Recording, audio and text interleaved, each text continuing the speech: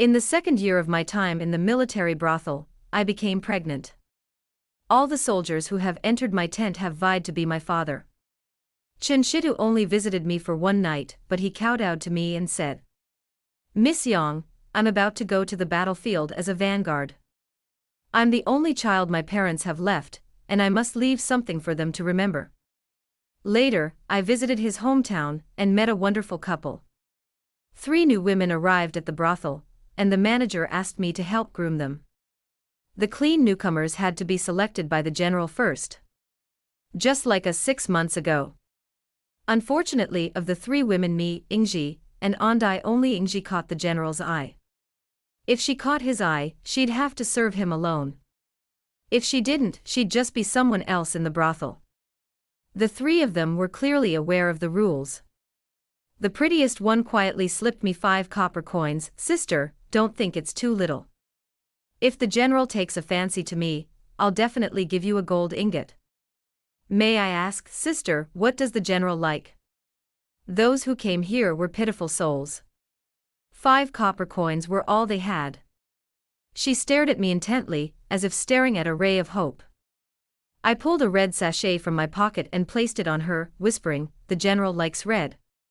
This sachet might help you." She happily went, then was drugged and carried into the tent. None of the 3 of them was chosen by the general. If they hadn't been chosen, they would have been reduced to ordinary military prostitutes like me. Before they began serving clients, they were all older women, and none of them wanted this line of work. This was their first time, and they were all drugged like this. By the time they woke up, it was too late. Some would seek death, but most would rather live a miserable life than die. The woman named Xiaochun didn't commit suicide. She simply said to me, tears streaming down her face, "Sister Danny, the gold ingot I promised you is gone."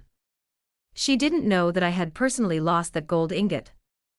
The general disliked the color red. He hated it most because it was the color of blood. I couldn't let her be chosen. If she were, Ingji would have to come to this tent. 2. Over half a year ago, the 3 of us were transported to the military camp together.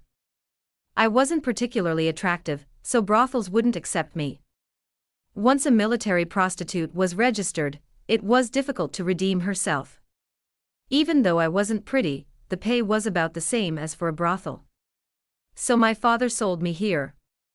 Andai was a captured citizen of the enemy nation. Female captives from both nations were always treated this way. No soldier treated her like a human being, and especially when the war was going badly, she became a target for their anger. Only Ingji was different. She grew up in a wealthy family, a favored maidservant favored by the old lady. She once wore lavish jewels and was nearly a concubine to the young master of the mansion. But in the end, that hope was lost. The new mistress didn't even give her the honor of leaving the mansion, and she was sold here. On the first day we met, she traded her remaining money for a large piece of meat from the soldiers. She shared it with us, saying, "Meeting is fate. Let's take care of each other. As long as we survive, there will always be a future." Not only did she survive, but from the first night she arrived, she became the general's concubine, and to this day, she has been the one who has stayed with him the longest. In the past, women would be thrown back to the camp after 3 months, but after 8 months, Ingji is still alive and well in the general's tent. She has indeed helped us a lot. After 8 months, Andai was tortured to the point of barely catching a breath, and even that breath was kept alive by the meat and medicine Ingji sent her. I can't explain how I feel about Andai. Without her, there would be no military prostitutes in our country. Perhaps my father would have sold me cheaply to some wealthy family as a fireman's maid. But when I met her, she was just a little girl, younger and thinner than me, and I couldn't bear to see her die. People have their own relationships, and they were my closest friends in this place. So that day, Ingji came to me and asked me to help her. I did, and I gave the sachet to Xiaochun. In return, I received a pill, which Ingji had painstakingly obtained. Military prostitutes were required to drink a contraceptive decoction every 10 days. Ingji said that taking this pill would render the contraceptive ineffective. Military prostitutes were forbidden to get pregnant, but if they managed to get pregnant even after taking the decoction, it meant that God had shown mercy, and they wouldn't be beaten. As long as a soldier recognized her, the pregnant prostitute would be released and allowed to return to his hometown to become his wife and bear the child. Military prostitutes are difficult to find, unless their parents are completely cruel, like my father's, or their families have committed serious crimes or held captives. This difficulty also means it's difficult to redeem themselves, even with money. But rumor has it that 3 years ago, a prostitute successfully escaped from this place because she became pregnant. Ingji excitedly grabbed my hand and said, "One of us 3 has to leave this hellhole. When the time comes, I'll give you all the money I've saved. You can go somewhere where no one knows you, buy a house and a farm, raise a chubby baby, and live a normal life for Andy and me." 3 months later, the military doctor felt my pulse, checking it over and over again, before telling me, "Young Danny, congratulations, you're pregnant." We were in the medical tent when he said this, and instantly, the wounded soldiers lying there were all excited. "You got a baby. Which bed number are you in, bitch? Maybe I slept with her before, and she's my offspring. It looks like bed number 6. I was there last month, so it's definitely mine. Danny, it's me, Lao Lu. I often come to see you. This child, please recognize me." No one thought this child was unlucky. That's how it is in the military camp. One day you see her in good shape, and the next day she might be missing arms and legs, or lying there like a corpse. Those with children at home are fine, but many soldiers join the army without children. If they die on the battlefield, having a child with their surname is a blessing, and burning paper for them during festivals is a blessing. For the first month after arriving, I hated everyone here. I hated them so much that I wanted to find rat poison and kill them all. But then, as I hated her, I realized that some people never came back, even without me having to do anything. The better ones were buried in a pit in the back hills, while the worse ones, you didn't even know where their bodies were. Slowly, I became numb and didn't know who to hate. The next day, even more people came to see me. The steward set up a single tent for me. At least 10 people stood at the door, carrying vegetables, fish, even pig heads. Everyone's eyes were greedily fixed on my belly.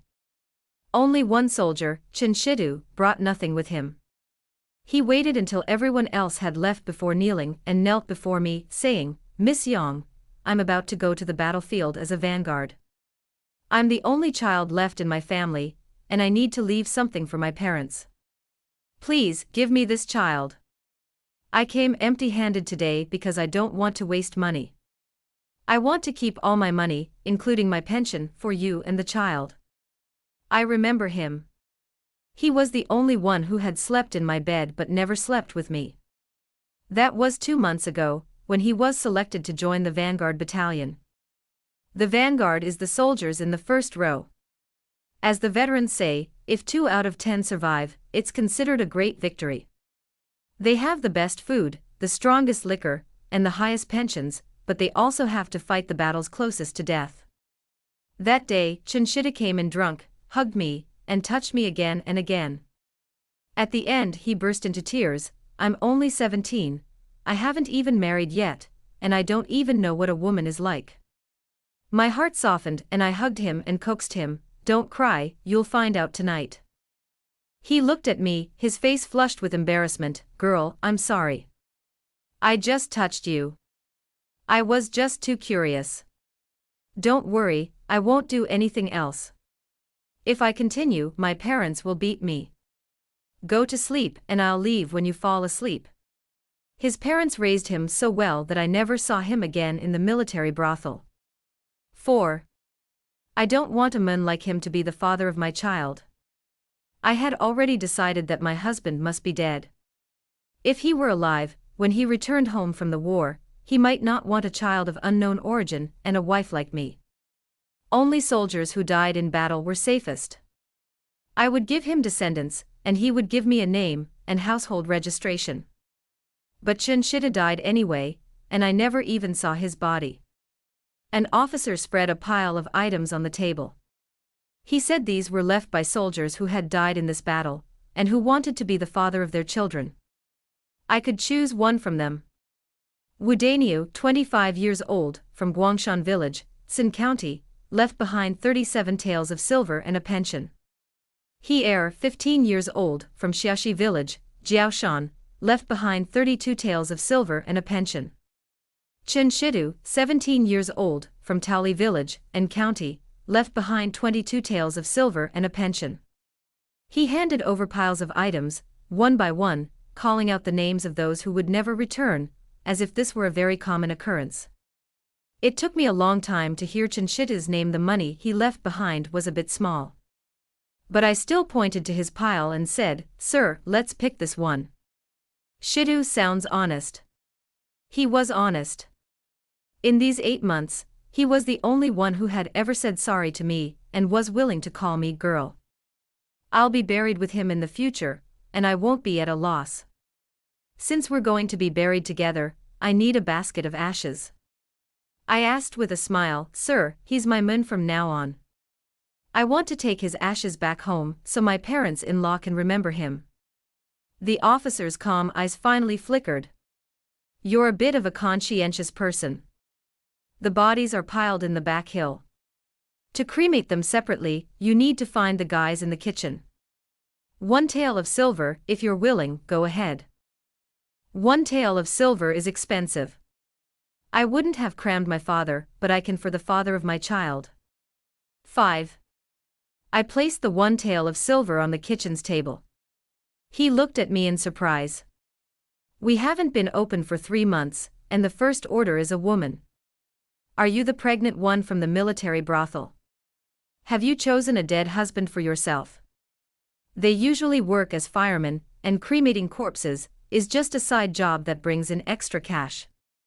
In the barracks, only brothers who had fought for their lives would cremate the ashes of their fallen, and take them back home to their roots.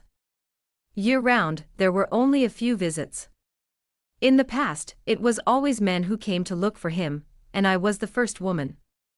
On the way there, many people stared at me silently, some even following me to the back hills, offering no payment to help me find the body.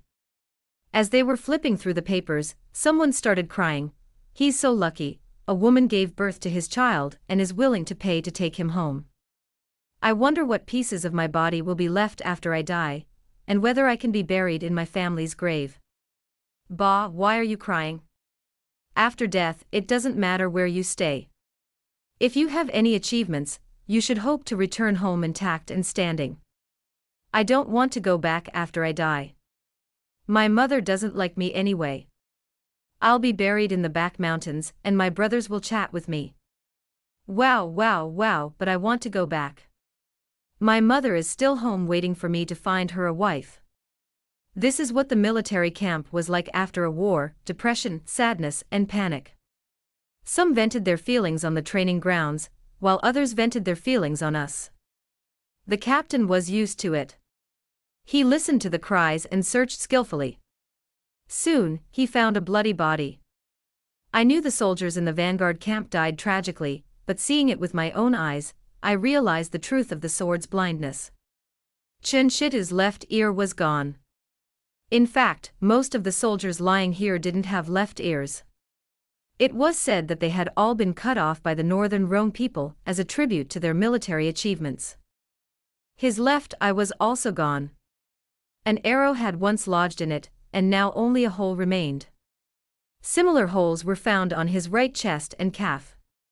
He must have been killed by a knife, stabbed in the abdomen, leaving a deep gash. The captain turned his face towards me and said, "Look, it's just like the portrait. I didn't choose the wrong man for you." I nodded, dampened a handkerchief with water, and washed Chen Shidu's face, then changed him into clean clothes. There was only so much armor in the camp, and the dead were stripped of theirs. He was burned in his undergarment, which was disgraceful. The sobbing behind me intensified. Someone whispered, "Next time I go into the tent, I'll be nicer to those women. They're quite affectionate." I spitted inwardly. I had feelings for Chinshidu because he hadn't touched me. If it had been someone else, I'd have taken the money and left. Soldiers suffer, don't we feel any pity for them? I'm leaving, and Andai is dying too. I slipped 100 coins to the steward and begged him to let me take Andai outside to die. Andai was a prisoner, so there wasn't the hassle of having his name removed from the register. He weighed his money and agreed. I spent a few dozen coins to rent a car. Andai was too weak to walk on her own. We avoided the midday sun, a rare opportunity to walk in the sunlight. I wanted to take her to the northernmost part of Tongcheng, closest to her hometown, where she could see the distant view. The spring breeze, carrying the fragrance of flowers, softened Andai's frown. She smiled at me and said, "Sister Danny, that's wonderful. I'm about to die." We stopped on a small hill. A grave had already been dug there, arranged by Ingji. Unable to leave the barracks, she had no choice but to pay for Andai's final gift. This was the closest cemetery to Beirong. Andai looked at the setting sun and asked me one last question, "Sister Danny, what do you think the purpose of war is? Is it just to keep people dying?" I couldn't answer. Perhaps Ingji could. She was educated, unlike me, a country girl with no one to teach her. But Andai didn't need an answer. She slowly closed her beautiful eyes forever. 7. After covering Andai with a final pile of dirt, I returned to the barracks to get my belongings. Ingji was waiting at the door. She stuffed a bundle of clothes into my arms and said, "You're leaving early tomorrow morning, and I have to serve the general, so I can't see you off. Since we've known each other, this set of clothes is my token of my love. I wish you peace and happiness in your future." It was a dress she had made herself, with the waist, back, and trouser legs sewn densely with gold sewing. She had once said she wanted me to buy a house and land and live a normal life. The next morning, I took these clothes and Chinshidu's remains and set off with the officers and soldiers who were distributing the pension.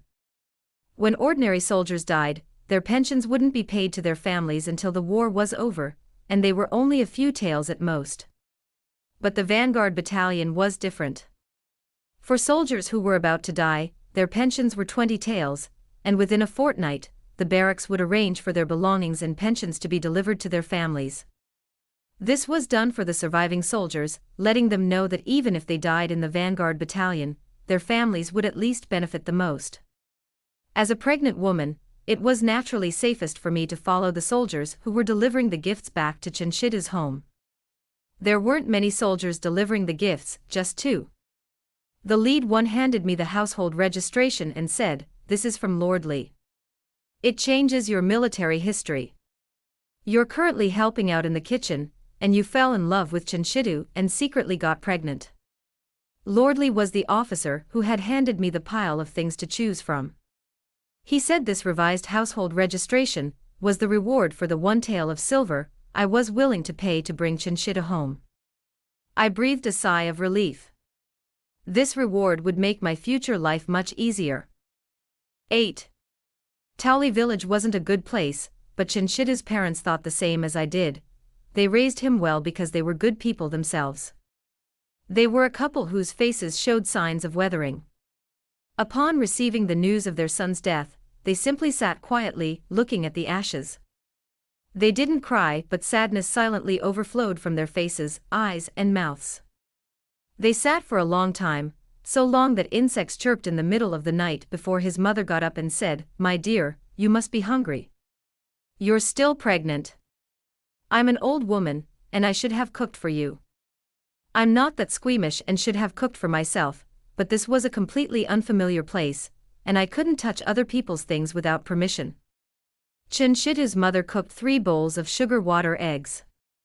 My bowl had the most, 4 eggs. She pushed 1 bowl toward her husband and said, "Eat, eat. Let's eat something good so we can have the strength to dig our son's grave tomorrow. He'll lie there forever, so we have to find him a good home." The sweet syrup seemed to give them strength. With strength, tears began to fall from their eyes, shattering into the bowl. Chen is a prominent family name in Taoli village, and prominent families all have their own cemeteries. Next to Chinchita lay his eldest brother, who had passed away 6 months earlier. Conscription doesn't recruit only sons. When Chinchita left, his eldest brother was still alive, and even though he was terminally ill, he was still considered a male heir in the eyes of the conscripts. When he enlisted, he received news from home that he was now an only son, and whether he could retire was no longer up to him. Having a terminally ill family member meant the family had no money, only debt. I only sought household registration, I didn't covet the money someone else had paid for their life. I gave the entire 21 taels to the couple. His mother looked at the pile of silver for a long time, carefully weighed out 10 taels, and pushed the rest towards me. "You're pregnant, so we shouldn't have taken even a tael. But those who offered to lend us the money to send Dalong off gracefully aren't well off. Your father and I will work hard and earn back this money for you and the child." She naturally addressed the couple as my father and mother, but father and mother aren't considered nice words to me. Seeing my embarrassment, she patted my hands and said, "It's okay if you're not used to it. Just call us Uncle Chen and Aunt." We didn't have any disputes over silver here, but another family, named Chin Ergu, had a major incident. That family's son, like Chinshidu, was drafted into the vanguard camp and sacrificed, but unlike Chinshidu, he had a wife at home who had given birth to a daughter. The little girl was only 3 years old and was painfully thin. She had been ill for several days. Her mother begged her parents-in-law to send a doctor, but they only shouted at her, calling her an unlucky woman.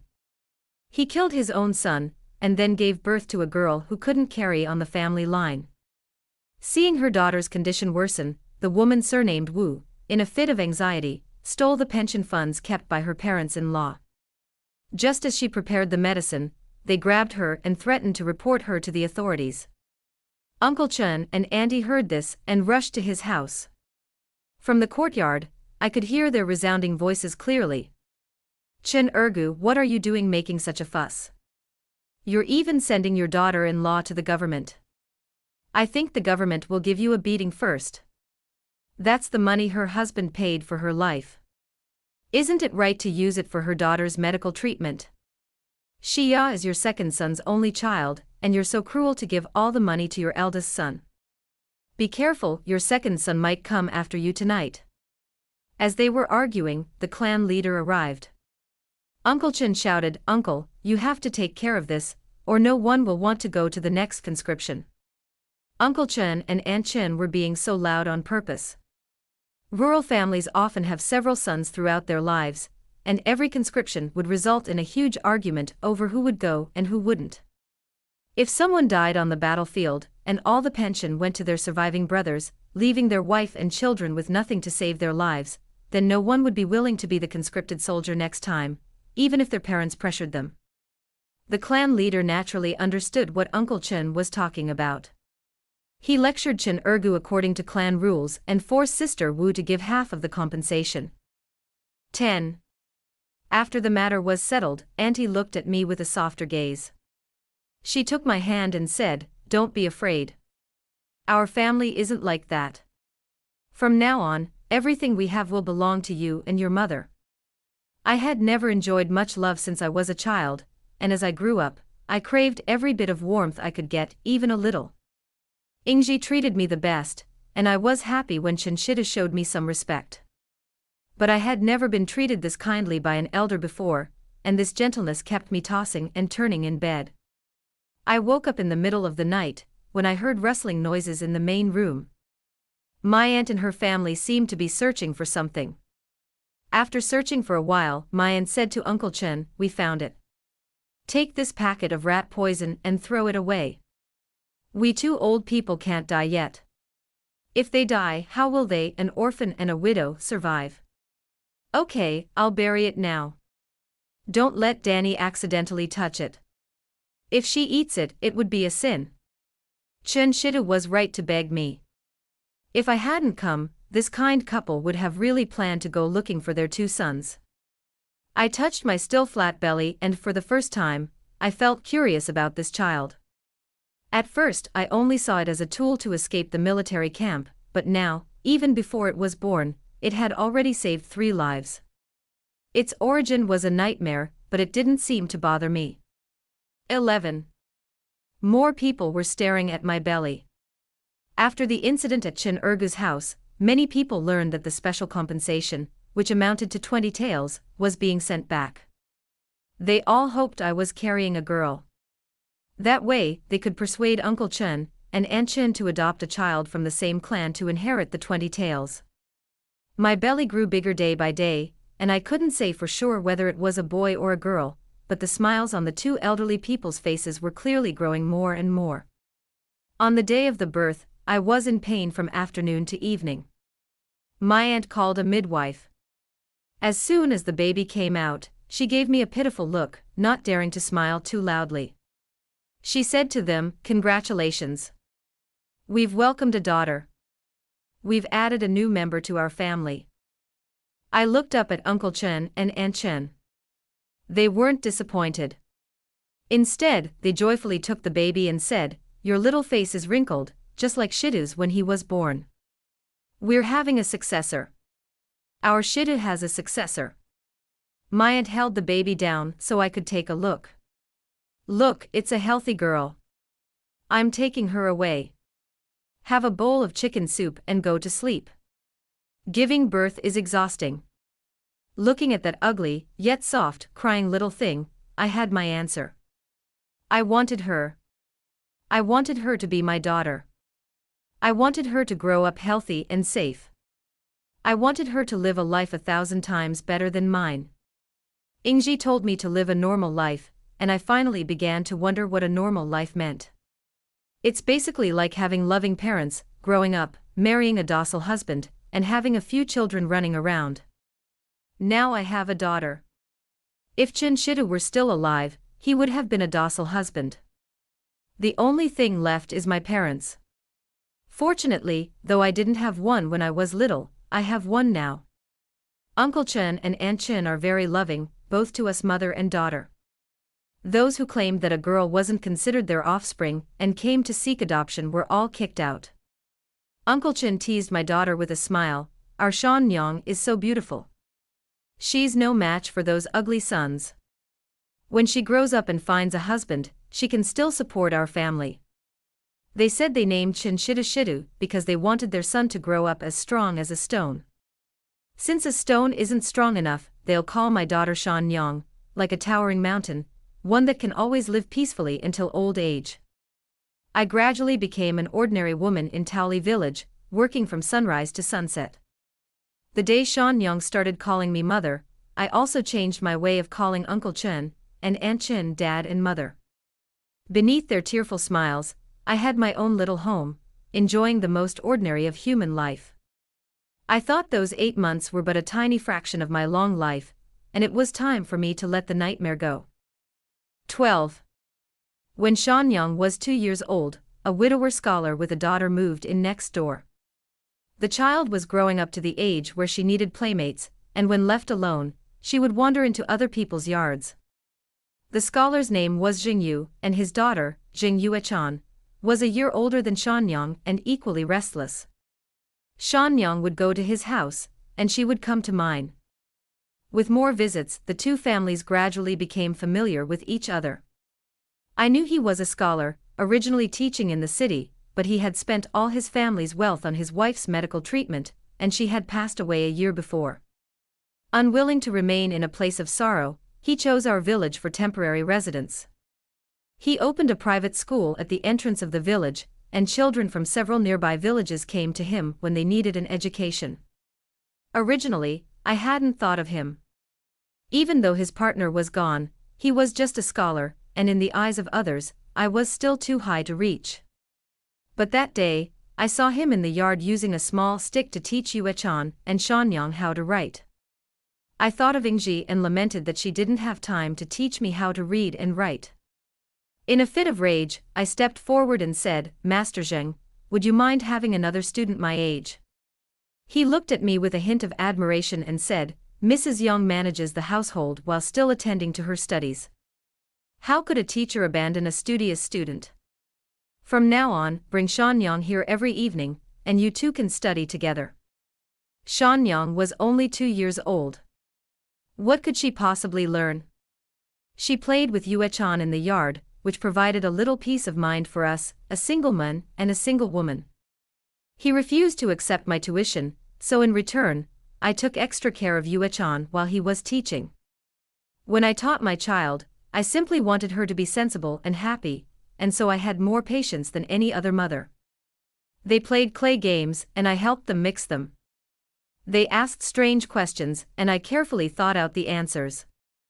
Sometimes, when it got dark, Yuechan would act like a spoiled brat, saying she wanted to sleep with Shanyang and refused to go back. She'd linger beside me, saying, "Auntie Yang, you smell so good. Does my mother smell this good too?"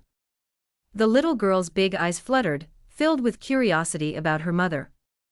Her mother had passed away so young, and she envied Shanyang. Shanyang envied her too, and would secretly ask me, "Mom, is my father as accomplished as Master Zheng? Does he have many students?" It wasn't just the two children, my parents also loved Jingyu. My father was old, and the hard work of plowing the fields wasn't easy with me helping him, but Jingyu, a scholar, was able to work in the fields. When the wheat harvested in spring and autumn was ripe, he worked hard for my family twice. Whenever my mother cooked something delicious, even if it wasn't for me, she would always give Yuechan a portion. The common people's tacit understanding lies in the daily necessities of life. When Shanyang was 5 years old, while cooking dinner one day, my mother said to me, as if to chat with me, "Shida has been gone for 5 years, and Yuechan's mother has been gone for 4. You're both still young, and you've seen enough of the care and support. Since the Zheng family has no elders, your father and I will take the high road and make the decision. Let's merge our two families." 13. In the past 2 years, many people have introduced attractive women to Jingyu. My mother must have asked him before she dared to speak to me. The same day my mother finished speaking, he gave me a copy of the Book of Songs while teaching, and he was turning to the page Guanju. The gentleman blushed slightly and asked if I would be his lady. I nodded. After 3 years of living together day and night, I knew I loved him. I had dreamed of a life with a husband.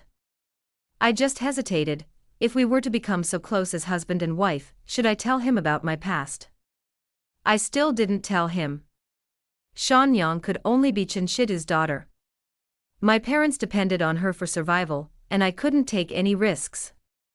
But even if I didn't say anything, the heavens would constantly remind me that there's no such thing as a wall that's impenetrable. Getting married was a happy occasion, so my parents and Jingyu insisted on taking me to the city to buy things. We took Shanyang and Yuechan hand in hand and browsed through the bustling shops. While strolling through the fabric shop, my mother took a fancy to a wedding dress and insisted I try it on. A woman came in to help me dress. She lowered her voice and said, "Have you ever been to a brothel?" I looked up at her in surprise, but she smiled and said, "Don't worry, I won't tell your husband. I just wanted to tell you, if you need help in the future, I have a job for you." She pulled out a strangely shaped jade object and introduced it. "This is called Mr. Horn. I'm sure you've seen it before. It's something that makes sex more pleasurable. If you need money in the future, you can come to me. I'm in need of people who dare to tinker with this kind of thing." She probably assumed that I'd come from a brothel and seen this thing before, but she was wrong. The military brothel couldn't afford jade items. But judging by the shape, which resembled a man's genitals, I could guess what it was used for. But I was even more worried about something else. I asked her, "How did you know I dared to do that?" As she helped me change my clothes, she replied, "We were just walking together for a while shopping. We passed a brothel, and even my wife's mother-in-law avoided her gaze, but my wife didn't show any disdain, and just walked past it calmly. I come from that part of the world, so I naturally understood the look in my wife's eyes. She frankly admitted her origins and changed her clothes. Her final words to me were, "I wish you a happy marriage, but if you ever fail to keep it a secret, you'll realize that the eyes of the world are like knives to us. If you're cornered by those knives, remember there's work waiting for you here." 14. Strangers easily saw through my past, and even familiar faces reappeared. Xiaochun had arrived. She had followed a wounded soldier from the village named Zhao Tian home, and became his wife. When she saw me, she took my hand and thanked me again and again. Sister Danny, you don't know. Because you brought Chinchida's ashes home, life has become a little easier for the rest of us in our tent. Sister Ingji even interceded with the general on our behalf during our release. Now, our only record in our register is kitchen servants. We won the battle against the Northern Rome, a bitter victory, as evidenced by the fact that only Zhao Tian, a soldier, returned alive from Taoli village. Paper was burned everywhere in the village, and the wailing continued night after night. Every cemetery had a new grave. In this atmosphere, I wasn't ready to get married right away, and Xiaochun, as a living relative, wasn't ready to move around. She didn't want to move around either. She was still afraid others would know about her past. Only someone familiar like me could reassure her. She excitedly talked to me about how several of her sisters in the military brothel died, and the lucky survivors were allowed to go home with the soldiers. Soldiers with healthy arms and legs wouldn't accept them, only those with serious injuries. That's how she came here with Zhao Tian, who had lost an arm and a leg. I asked her, "Where's Ingji? Where did Ingji go?" She sighed with emotion, "Don't worry about Sister Ingji. Others have entered the general's tent, but they were kicked out after a month or two and sent to our place. Only Sister Ingji stayed. When she got pregnant, the general was going to take her back to the capital as a proper concubine. Returning to the capital was Ingji's dream, and it came true. I was so happy for her. Xiaochun was happy too. She smiled and said to me, "Sister Ingji is entering the general's tent, and you too should marry a scholar. The better your lives, the more at ease I'll be. You're even worthy of a scholar, and Zhao Tian can't despise me." The blessing she said was sincere, but the anger she felt when she exposed me was also genuine. That day, Jingyu hired a matchmaker to propose marriage. My mother had prepared my birth chart in advance. Just as the two red engagement letters were about to be exchanged, Xiaochun ran in with red eyes. She pointed at me and shouted, "Master Zheng, do you know who she was in the past? She's a whore from a military brothel. Do you still want to marry her?" 15. My parents covered Shanyang and Yuechan's ears and sent them back to the inner room. Jingyu stood guard over me and angrily said, "A woman's reputation is so important. Madame Yang considers you a friend. How dare you slander her like this?" Xiaochun scoffed, "Slander? My husband Zhao Tian and I are witnesses. 5 days south, Zhao Tian's comrades in Xiaxi village can also testify. Ask young Danny, does she dare to confront me?" She spoke so specifically that Jingyu turned to look at me for confirmation. I lowered my head, and he understood. His eyes were filled with disbelief and anger, but the entrance was packed with onlookers, and he couldn't abandon me. He stood before me, defending me, saying, "I've read Madame Yang's family records. It clearly states she was once a slave, but only a kitchen servant. Aren't court documents more trustworthy than your own words?" The villagers who had lived with him for years, who greeted him when he came in and out, and who would lend a hand when he needed help, watched the farce with eager whispers. The Zhao Tian story is so convincing, I wonder if it's true. It's hard to say. I've always wondered why the military camps hired people to wash vegetables. Don't they have firemen? Hey, do you think Shan Yang is really Chinchida's child? If not, I'd give my second son to his family. That's not right. If Chinchida's family's family register is fake, then the kitchen helper in the Zhao Tian's family isn't fake either, is she? Xiaochun, after hearing all that, finally realized she was in the same situation as me. She panicked and stopped talking. Jingyu argued, turning and running home. She ran, but the rumors wouldn't go away. Dad came out and dispersed the crowd at the door, while Mom coaxed the two little ones into the room. Jingyu turned around, his eyes blazing at me, "Danny, I need an explanation. Dad didn't say anything, but the look he gave me suggested that he and Mom needed an explanation too. My blood froze. I knew I couldn't hide it any longer. They had mouths to ask, they could go to Xiaxi village and ask. Slumping down, I poured out the memories of the days I'd tried to forget. After listening, Jing Yu's straight back bent. He went into the house, picked up Yue-chan, and left without a word. Dad took Mom back inside, where suppressed sobs filled the air. Shan Yang tugged at my clothes fearfully. Mom, what's wrong with Uncle Zheng? Why isn't he smiling at me? I held her, unsure how to explain. My Shan Yang was too young to understand. 16. The family was completely silent, yet rumors were flying throughout the village. Some even considered going to Xiaxi village to confirm the situation, but 5 days seemed too long to take. Even so, the clan leader came to the house and told my parents, Shida's father, I know you're heartbroken, but you must make a decision quickly. We can't keep people like him in our clan, or it will be difficult for our daughters to find marriage in the future. I know Shanyang is young and pitiful, but who made her have such a mother? My parents simply lowered their heads, neither agreeing nor disagreeing. In the end, it was Jing Yu who spoke first. He had been locked up in his house for the past few days, and when he reappeared, he appeared calmer. He said to me, "Come with me. Shanyang can't grow up here. Her saliva will drown her. Once we leave the village and reach the city, we'll go our separate ways. Let's forget about these 3 years." He didn't want me anymore, but he couldn't leave me alone. I couldn't leave my parents alone either. I begged them to come with me, but before I could, my mother spoke first. She took out a small bag of silver and handed it to me, saying, "My granddaughter can't grow up listening to those people's nonsense. Danny, this is the money from selling our house and land.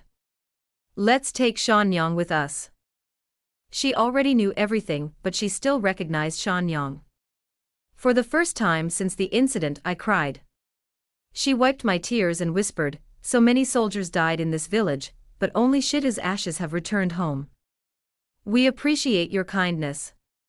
Shida recognized you and Shanyang, so you're part of my family. Our Shanyang is just a little girl. Her grandfather and I won't be able to rest in peace until we die, if we don't see her grow up." Jing Yu closed the private school, and announced that he was going to the provincial capital to take the imperial examination.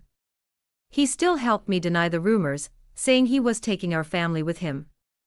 Before leaving, Xiaochun came to see me one last time. She wasn't having a good time either, but she held her head high and told me, "I came here to tell you I'm going crazy." It was that day I was chatting with Zhao Tian, and he said their general hates the color red the most. Maybe even without that red sachet, the general wouldn't have chosen me. Maybe even if he had, I'd be kicked out in 2 months. But that doesn't mean you can take away my hope from the start. Young Danny, you were the one who wronged me first. I didn't do anything wrong. I had already guessed it, so when the Zhao family secretly asked me if Xiaochun was a military prostitute, I shook my head. She was right. I was wrong first, and I owed her my revenge. 17. Children can't stay home for too long. To avoid them hearing those harsh words, we packed up briefly for 2 days and set off. The journey from the village to the city gate took just 2 hours, and Jing Yu didn't say a word to me. Before we parted, I asked him, "Are you more angry that I lied to you? Or are you more unable to accept what happened to me?" He looked at me deeply and bowed. "I didn't want to lie to you. Madam Yang, if you had lied to me about something else, perhaps I could have forgiven you. But this past, I'm sorry. I'm just an ordinary man. Even though I understand you had your reasons, I can't accept it. He's no ordinary man. He's the best man I could ever meet. Even now, he's never used a foul language toward me, never scolded me, and even at the end, he didn't put all the blame on me, admitting my helplessness. But even such a man couldn't accept me. I finally understood that those 8 months, though brief, had long since deprived me of my ordinary life. But for the rest of my life, I will never allow myself to blame myself, saying that I was wrong in the past. The world has been so cruel to me. If even I despise myself, how can I go on? I wasn't wrong, the fault lay with my parents, and the world that had pushed me into such a situation. After receiving my answer, I felt relieved and said, Master Zheng, I'm so sorry for keeping this secret from you. Now we'll never see each other again. 18. Jingyu left and my parents, holding Shan Nyang's hand, asked me where I was going next. Before I could answer, I noticed two people following me. Mrs. Wu, whose husband died in the vanguard camp with Chen Shidu, and whose pension was withheld by her parents-in-law, had quietly followed us all the way with her 8-year-old daughter. I asked her why she was following us. She knelt down and kowtowed to me, saying, Sister Yang, if you want to leave the village and make a living, take us with you. I'll do anything, as long as you give us mother and daughter something to eat. I held her head back as she was about to kowtow and explained my reputation. Before I could finish, she interrupted, reputation is something you can only talk about while you're alive.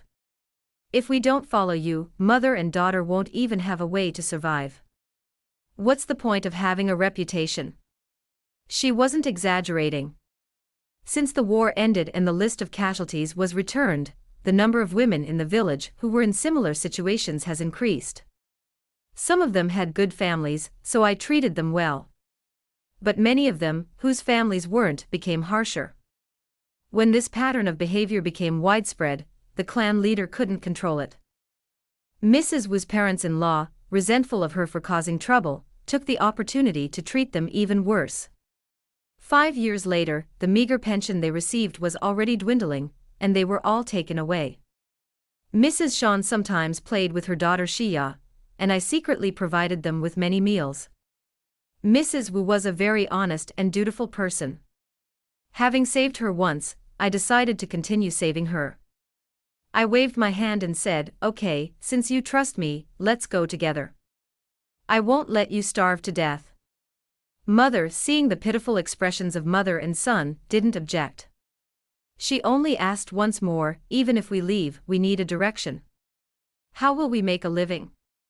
The gossip in Taoli village made me realize that my situation was worse than that of a prostitute. Most of the brothel's customers are local, so if they've turned good, they should just stay away. But the soldiers in the military camp come from all corners of the country. No matter where I flee, someone might one day stand before me and say, hey, I recognize you. You're the one in bed number 6. Even for Shanyang, I can't run away anymore. I can't let her remain unaware of my past.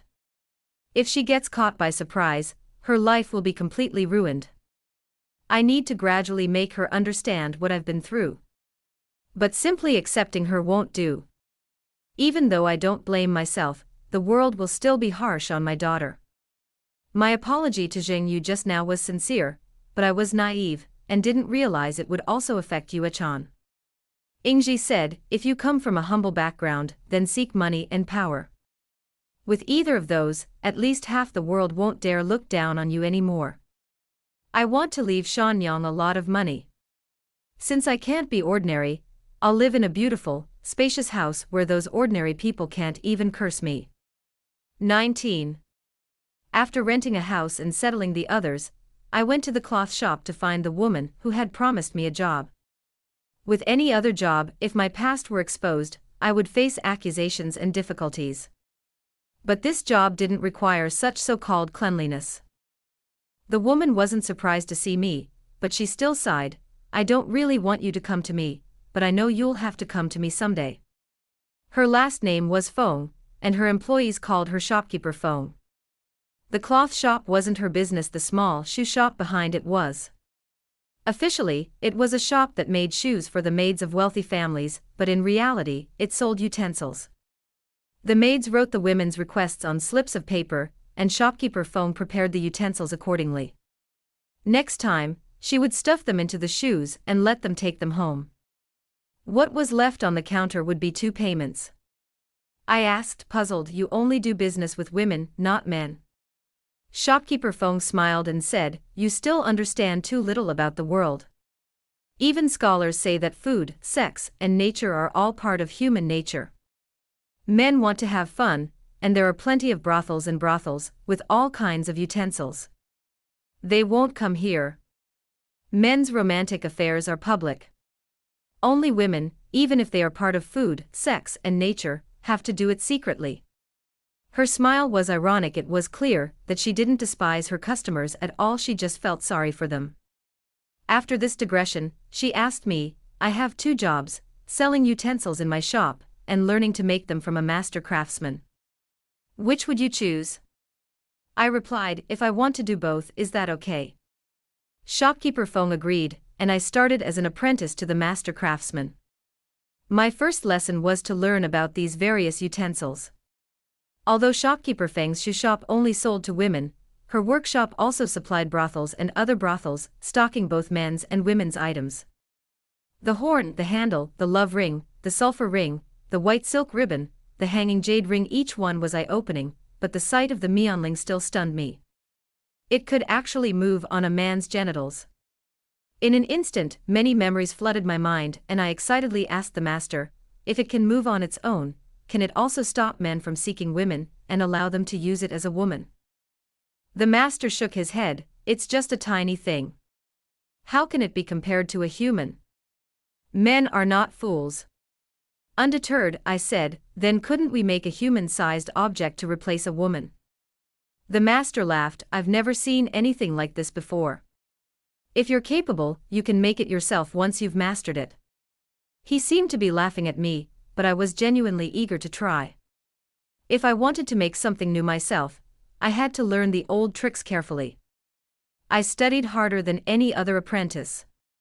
A year later, I had become an expert at both making and selling artifacts. But I discovered a problem: this business, whether it's making money from men or women, only exploits the wealthy. Shopkeeper Feng patiently explained, of course, it's the wealthy who are making money. It's not about whether ordinary people are willing to pay a high price for them, but even if they are, they need to know about them first. Indeed, these artifacts are almost always made of jade and fine pottery for their tactile qualities, and they are very expensive. Rich families have used them for generations, and their daughters' dowries often include a set of 8 bridal chamber ornaments, so they all know about them. Ordinary people can't afford them, and they don't know about them. But no matter how rich the rich are, they don't have as much as millions of ordinary people combined. Shouldn't merchants seek to make money where there's more money? After traveling around the workshop and the city for a while, I gradually came up with an idea. With the golding she had left me, I went to find Shopkeeper Feng. She glanced at me. Do you want to buy some shares? I shook my head. No, I'd like to invite you to join, Sister Feng. Let's discuss a deal. I don't want your existing store, I want your workshop to produce according to my specifications and supply me with goods. Also, I want the support of your backer. If we make any money, I'll give you 50% of the profits. This is a side business. Shopkeeper Feng has been able to run this business peacefully for so many years, she must have some connections. I'd like to borrow some of them. Besides, she's a good person.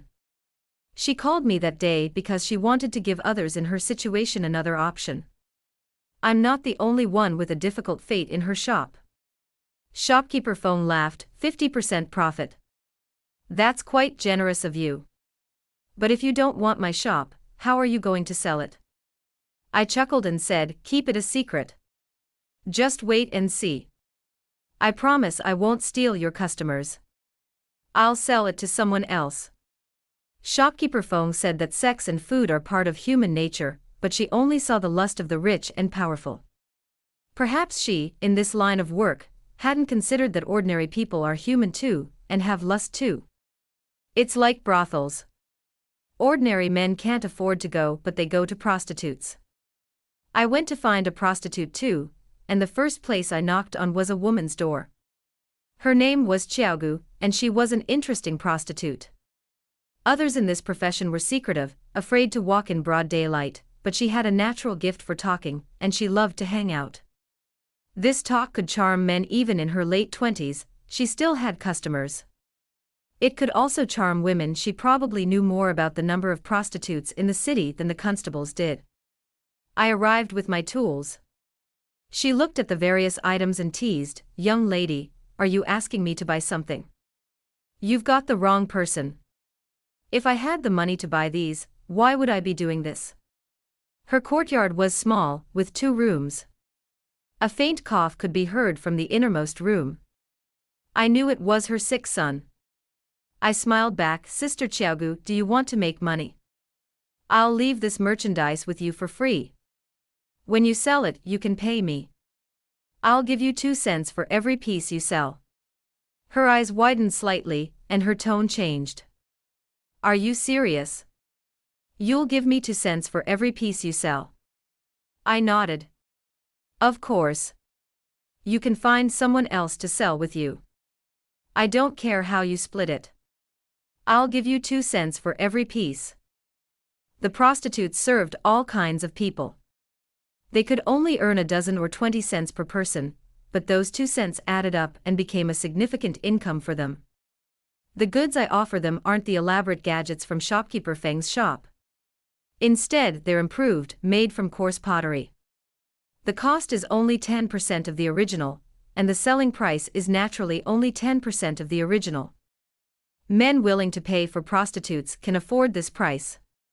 In just 3 months, Xiaogu's orders have kept the workshop's masters and apprentices busy. Men love to talk about these things over drinks and bragging. If one person uses them, 3 more will be tempted. But most men don't dare to seek out prostitutes. They can only scratch their heads, curious and anxious. I knew the time had come for me to open a shop, but the workshop's master craftsman kept bowing to me, saying, "Madam Yang, Boss Yang, I know you're capable, but if this order comes in again, the whole workshop won't be able to keep up even if we don't eat or sleep." I confidently said, "There's money to be made, so why worry about finding people? Just wait, I'll recruit you apprentices right away." I recruited all the prostitutes in the city, sending some to work in my workshop and some to be trained by Manager Feng. After they were trained, they would become the receptionists in my new shop, responsible for selling utensils. Xiaogu looked at the wages I handed her and confirmed again and again, "Boss Yang, are you saying you want to hire us and give us a long-term livelihood?" I patted her hand heavily, saying, "Yes, you're not dreaming. As long as I stay in business, you'll have a job." She cried, and so did many others.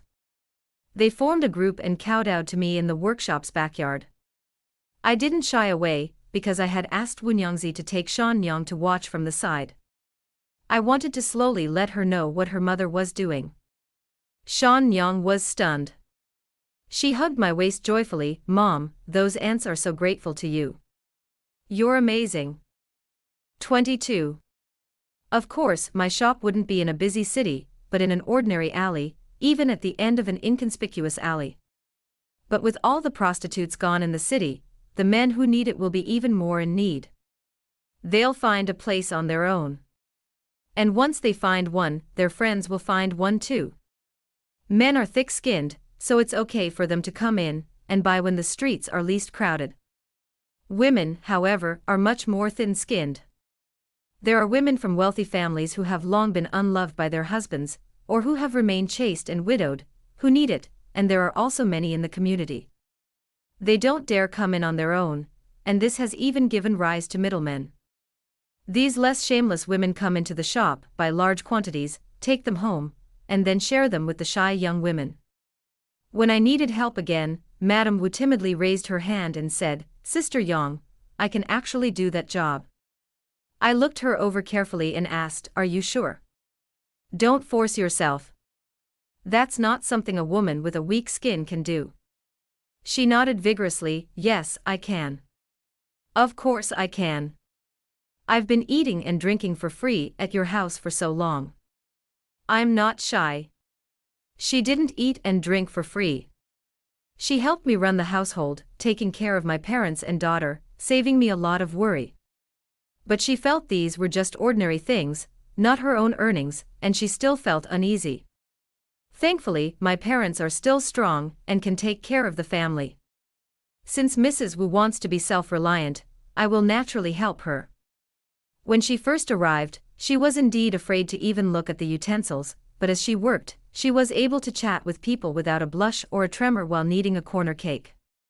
When she was done, she came to me again, asking expectantly, if I can do it, can those women in the village who are struggling to make ends meet do it too? She occasionally kept in touch with several fellow villagers who, like her, had lost their husbands and were being bullied by their in-laws. She wanted to help them. But I couldn't. The profit from this business was limited. It wasn't like food or clothing, which everyone on the street needed. Buying 10% of a city's population is the limit. The Jiangcheng we're staying in is only this big, and there are so many people who lost their husbands on the battlefield that I can't use them all. If I can't use them all, I'll have to leave this city and travel to many, many more. I'm once again grateful to Zheng Yu. He opened my eyes to reading and showed me how vast the world is beyond my village. If I want to go out, the closest place is, of course, the mountain city next door. I went to see shopkeeper Feng and asked if she had any connections. She looked at me scrutinizingly. Sister Yang, tell me, just how big are your ambitions? I pointed to the sky outside. It's just as big as this. Sister, do you want to join me on this adventure? She asked me, will you continue to recruit this way? I nodded. As long as I'm around, I'll always recruit this way. She smiled. Okay, then I'll go all out and accompany you on this adventure. 23. Her roots are in this city, and she's not as familiar with Linkheng, so we have to give her a bigger cut. I gave her another 20%, but the upside is that they don't interfere with how we hire people and run the business. Following suit, I recruited all the willing prostitutes there. Shanqing didn't have as many soldiers as we did, so I offered work to those women who'd lost their husbands on the battlefield and weren't accepted by their families, as long as they were willing to work. Xiaochun also came. We tacitly agreed not to discuss past grudges. She worked diligently, and I paid her generously. She did so well that she was promoted to supervisor, bought her own small courtyard, and never had to return to Taoli village again. Gradually, people around me started calling me Young Bodhisattva. My profession was a side business, but I wasn't a side business. The advantage of having a reputation is that someone even more famous will come looking for you. When the famous prostitute Lu Miaoxing came to my house, even the breeze was fragrant. She sat down gracefully and asked, I heard that Boss Yang has helped many of her colleagues in need. I've saved some money over the years and am about to redeem myself. Shanqing is my hometown. I wonder if there's anything I can do here, Boss Yang. I knew my chance to do more had arrived. Lu Miaoxing was born in Jiangnan's most famous embroidery house. She was a skilled painter, and her paintings were once worth a fortune. I took out the puppet I had painstakingly crafted. It was the same height as a normal woman, made entirely of cowhide, which I had polished to a color closest to skin. It was stuffed with soft cotton, so when I held it, it felt about 60% like a real person. The intercourse area was especially elaborate, and I had incorporated a variety of techniques to stimulate men. I never gave up on my vision. I wanted to create a device that could replace a woman. I called this device the painting fairy. The painting fairy lacked a captivating selling point, and with Lu Miaoxing's arrival, that captivating attraction was in place. I wanted Lu Miaoxing to use her brush to paint these puppets with faces of varying styles, and outfit them with appropriate clothing. The painted faces of Jiangnan's most famous courtesan, combined with the lifelike puppets never before seen, would surely intrigue any young man. I want to make money from ordinary people, and I want a share of the money from the wealthy. And this time, I don't intend to share the profits with the people behind the scenes. I've always known that the people behind shopkeeper Feng probably still run the brothel. These things are inseparable, but from now on, I plan to go against the brothel. Shopkeeper Feng frowned and advised me, I know you hate prostitutes with a passion, and so do I. But you alone can't defeat them. At least we can leave a way out for those sisters who can't work anymore. I smiled. You misunderstood. I know my own strengths and weaknesses, but I don't intend to force a fight. I just want a different backer. With the profit books of the past 2 years and the painting fairy, I finally have enough chips to go to the capital to find Ingji. 24. The capital is larger and more prosperous than any city I've ever seen. It's so prosperous that it makes people yearn for it. If I could sell my goods here, what a fortune I would make. The stone lions at the entrance to the general's mansion were majestic, so majestic that someone like me could only glance at them, then bow and enter through the small side entrance. I walked for a long time, head bowed, before reaching Ingji's courtyard. She was still as beautiful as ever, her skin even more delicate, and fair now free from the northwest's dusty winds. She took my hand and looked around me again and again, as if she couldn't believe I had become what I had become. I smiled faintly. I'm sorry to disappoint you. I haven't had the ordinary life you hoped for. Her eyes suddenly reddened and she cursed, fuck your ordinary life. I underestimated you, thinking a quiet life in the countryside would be best for you. If I'd known you had such talent, I would have let you venture out sooner. Sisters reunited after a long separation, and we had endless things to talk about. We talked about my mother and her business, her son, and her good and bad times at the general's mansion. To conclude, I handed her the account books and the painted fairy and told her what I wanted. I wanted to trade the 5% profit from my future earnings for the general's mansion's protection. Ingji carefully flipped through the account books and hugged me tightly. Danny, you really make me proud. You've done such a good job. When you become successful, you'll be my face in front of the general and my support. My little sister, you've grown up. It wasn't that great. Without Ingji, I couldn't reach the heights of the general's mansion with the money I was making now. But in the future, I would definitely make sure we could rely on each other. I returned to Jiangcheng with the general's mansion token and an old servant. I also bought a building not far from the largest brothel in Jiangcheng. On the opening day, Lu Miaoxing painted in the street, and then unveiled a painting of a celestial being from a red cloth. This generated so much buzz and publicity that the painting fairy building became famous throughout the Northwest. 25. At first, those brothels thought it was nothing. Since I wasn't selling live women, I couldn't steal much of their business. But I started competing with them at the source. I paid them the same price they paid for women. Girls sold to them are abused, but sold to me, they're only taught to work and paint.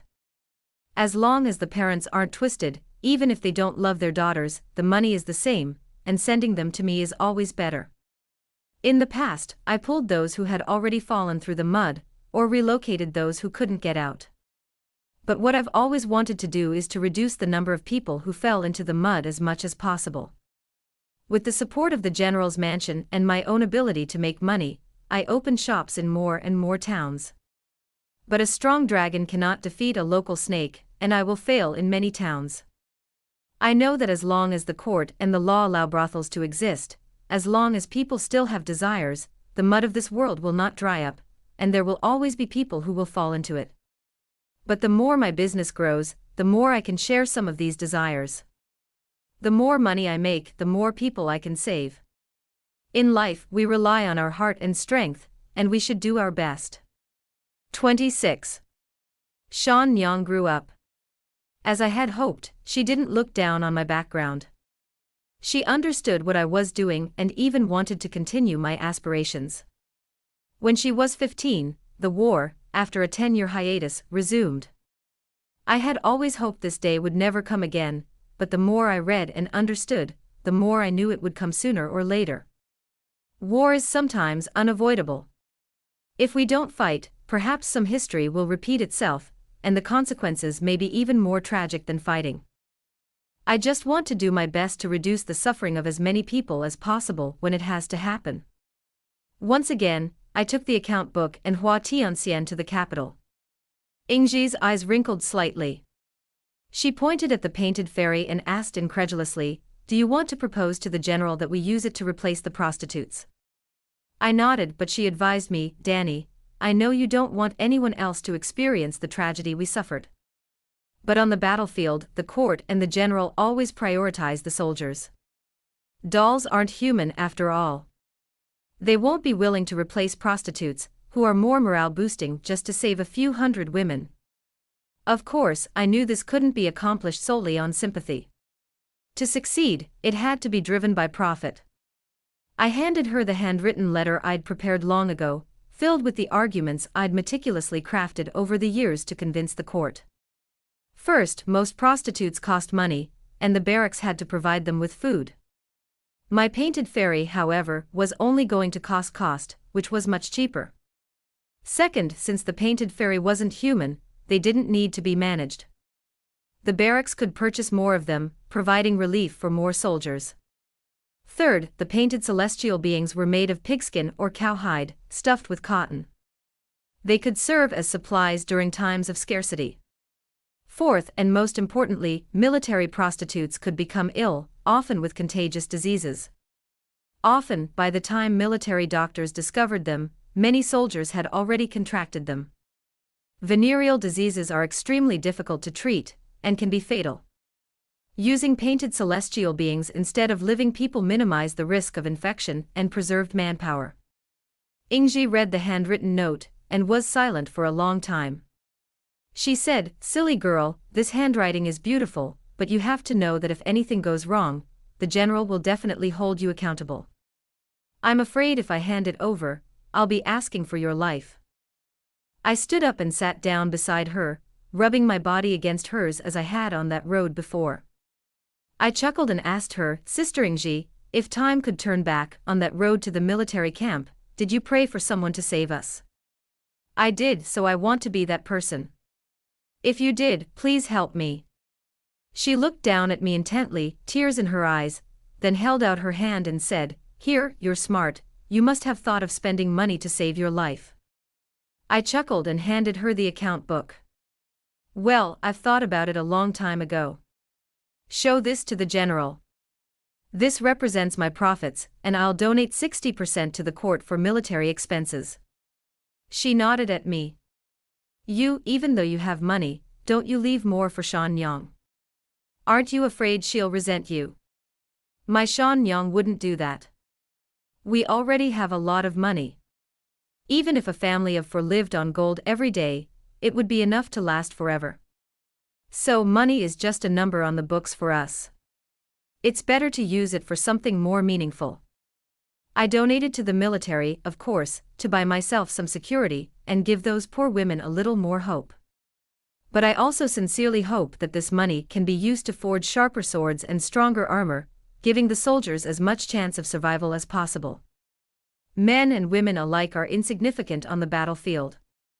I only wish for a swift victory and peace. 27. I succeeded. The general agreed to my request to submit a petition to the court. He met me for the first time. Previously, retainers like us could only meet the head of the general's mansion. He was a middle-aged man with a stern face, 10 years older than Ingji, a veteran of battle, and an imposing presence. He simply glanced at me indifferently and said in a deep voice, "You're right. Ingji made the right choice. Ingji will still be with me this time. I'll let her take care of the military brothel. You should go back and prepare." With that, he waved me off. Surprised, I went to Ingji for confirmation. The battlefield is dangerous. The general never brought his family with him, which is why you had the opportunity. Why are you still going now that you have a family? She glanced at me chastisingly. You know you should give others a chance. The general's mansion hasn't had a new member in over a decade. If another one came, I'd be too old and faded to compete. It's thanks to you that I have an excuse to join the army. I knew it wasn't an excuse. Ingji was extremely afraid of fatigue and pain. I knew she was desperately trying to return to the capital, to live a comfortable life. She was going there to help me. Perhaps unable to bear the look in my eyes, she straightened her face and sighed. "You and I have both been through similar situations. I often dream of Andai, wondering what she would be like if she were still alive. You want to do your part for those women, so why can't I? Danny, we all know what battlefields are like. Hua Tianxian alone isn't enough. Adding me to the mix will minimize the number of women harmed. Stop wasting time and hurry back to the northwest to prepare your goods and money. On the way back, I rode my horse recklessly, desperately hoping to get the goods to the general's mansion as soon as possible.